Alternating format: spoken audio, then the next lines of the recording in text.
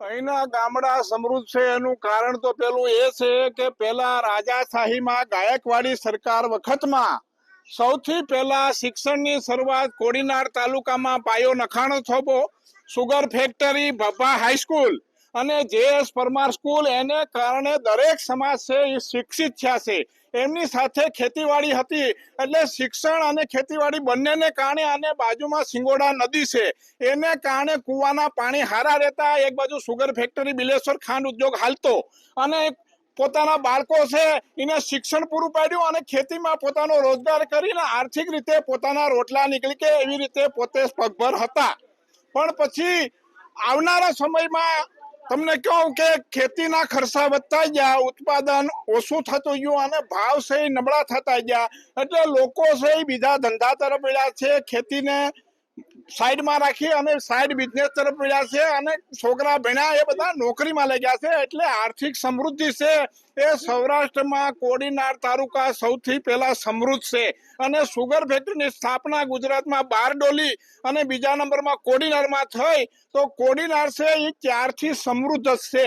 ભાઈ ખેતી કરે ને એને કોઈ દીકરી દેવા રાજી નથી. 100 વીઘા જમીન હોય તો કોઈને ખેતી કરવી નથી. ખેતી જોઈએ 100%, પણ ખેતી કરવી નથી. હજુ તો માગું લઈને જાય, સગાઈની વાત કરે કે એના ઘરના કે મારી દીકરી વાવે નહીં જાય તો દીકરી વાવે નહીં જાય તો હું દાડીએ જાહે. આપણા બાપ દાદા 10 રૂપિયાનું કાપડું ને 20 રૂપિયાની ઝીમી પહેરીને પેઢીયું વહી ગયું. તઅહીંયા આપણે માન 2 પાંદડે બોરડી થઈ. આ છોકરા ભણ્યા ગણ્યા ને માન નોકરીઓ મળ્યું અને છોકરા શિક્ષિત થયા એને અરે દીકરીઓ પણ શિક્ષિત થયું. પણ આપણો મૂળભૂત જે વ્યવસાય છે એને છોડવો ન જોઈએ અને સાદાઈથી અને સરળતાથી જિંદગી જીવી જોઈએ તો આપણા કુટુંબનું લાંબુ ભરણ પોષણ થઈ શકે. સ્વાવલંબી થવા માટે તમારી જરૂરિયાતો ઓછી કરવી પડે. મહિલાઓના તો એના સેન્ડલ લેવામાં, એના મોબાઈલ લેવામાં, એના VIP સ્કૂટી લેવામાં, એનું ડાઇનિંગ ટેબલમાં, એના ઘરમાં એસીમાં, એના ઈ બજેટમાં વાંધો નથી. ખેડૂતોના મણ ઘઉં લેવા જાય, ખેડૂતોનો મણ બાજરો લેવા જાય, ચોખા લેવા જાય તો એનું બજેટ ખોરવાઈ જાય છે. આ પર્યાવરણને નામે રાજનીતિ કરતા લોકો એ રોટલા ખાધા વિના એને હાલે. અનાજ તો ખેતીમાં જમીનમાં જ પાકવાનો છે, એને જીવને બસાવો જ. એ કે અમારે પર્યાવરણ બસાવો, પ્રાણીઓને બસાવવા. પ્રાણીઓ છે એ આ જમીનનું ખેતીવાડીનું નિકંદન કાઢી નીકળે તો અનાજનું પૂરું ક્યાંથી થવાનું છે?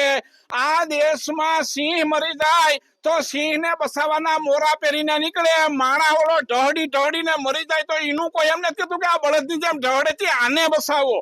આ ખેડૂત અને ખેતી બચશે તો તમારા પેટ ભરીશે.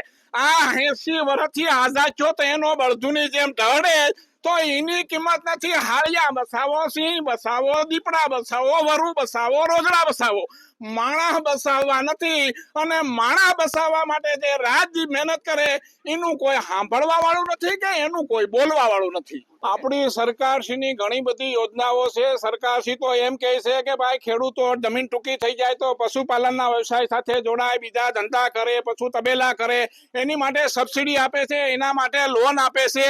અને ખેડૂત બિચારો રાતની મહેનત કરીને સાણ ને ખડની ફાટું ઢળે તો હા ખેડૂને થઈ જાય ને બાઈને માથામાં ઝાલ પડી જાય. દૂધ ઢળી મોટલી ખડ ને સાણ ઢળીને એને કઈ વધતું નથી કે એને પોષણક્ષમ ભાવ મળતા નથી. જે પણ ફાયદો અને મુનાફો થાય છે એ ડેરી વાળાને થાય છે. સરકારશ્રી યોજના બધી બનાવે છે પણ એ કાગળ ઉપર યોજના હારી લાગે છે, પછી ઓલો બળદ ઢળે ભાઈ માણા પશુ બાંધીને બેઠા એને કઈ વળતર મળતું નથી. ખાણ વાળા ખાઈ જાય ને ડેરી વાળા ખાઈ જાય એ બીજી નવી ડેરી ઉભી કરે.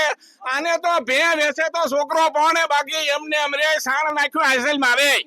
અમે તો એમ કહેવા માંગીએ છીએ આપના માધ્યમથી કે આપણી બેન દીકરી, મારી બેન દીકરી હોય કે દરેક ગમે તે સમાજની બેન દીકરી હોય, આપણી કેપેસિટી પ્રમાણે મારે 5 વીઘા જમીન હોય તો હંભા 5 વીઘા વાળા જમીન હોય, માણસો ખાનદાન હોય ને છોકરો રેડી હોય તો આપણે સગાઈ કરી દેવી જોઈએ.